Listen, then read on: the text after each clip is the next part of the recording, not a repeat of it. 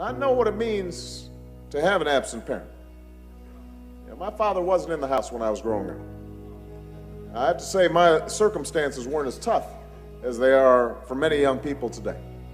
Because even though my father left us when I was 2 years old, and I only knew him by the letters he wrote and the stories my family told, I was growing up in Hawaii. Hawaii is not quite as tough as the South Side. I'm just telling the truth. And I had two wonderful grandparents to help my mother. Grandparents from Kansas who poured everything they had into me, helping my mother to raise my sister and me. They worked to teach us about love and respect and the obligations that we have to one another. And I have to admit, I messed up more often than I should have, but I got plenty of second chances. And even though we didn't have a lot of money, I had love and an education, scholarships that gave me the opportunity to go to some of the best schools in the country. See, a lot of children don't get those chances. There's no margin for error in the lives of so many of our children. They've got to have everything going for them. They've got to have mama rooting for them, but they've got to have daddy rooting for them too. I understand my story is different, but I know the toll that being a single parent took on my mother. How she struggled at times to pay the bills.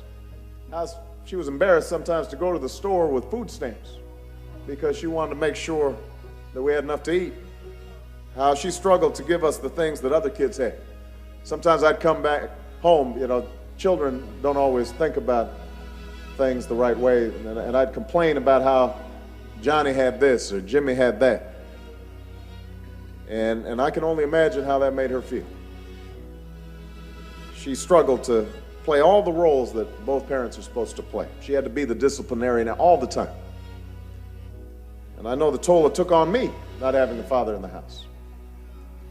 The hole in your heart when you don't have a male figure in the home that can guide you and lead you and set a good example for you. So I resolved many years ago that it was my obligation to break the cycle. That if I could do anything in life, I would be a good father to my children.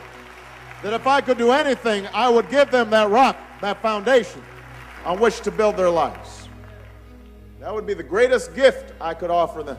When I was a young man, I thought life was all about me. How do I make it in the world? How do I become successful? How do I get the things I want? But now my life revolves around my two little girls. They're not so little anymore.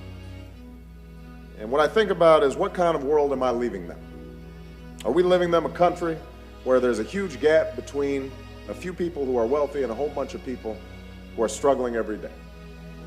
Am I leaving them a country that's still divided by race? A country where, because they're girls, they don't have as much opportunity as boys do? Am I leaving them a country where we're hated around the world because we don't cooperate with other nations? Or are we leaving them a country that's in grave danger because of what's happening to the planet? And what I've realized is that life doesn't count for much unless you're willing to do your small part to leave our children, all of our children, a better world. Even if it's difficult, even if the work seems great, even if we don't get very far in our lifetime. That's our responsibility as fathers and as parents, to try, to hope. We do what we can to build our house upon the sturdiest rock. And that's my prayer for all of us here on Father's Day. That's my hope for this country in the years to come.